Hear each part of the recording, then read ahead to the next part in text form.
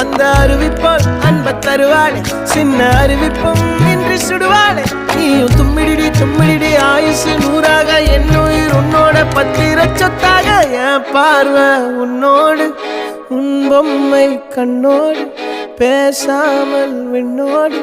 நாம் மிதந்து போவோம் காதாரம் அடியானாலும் நான் தாங்க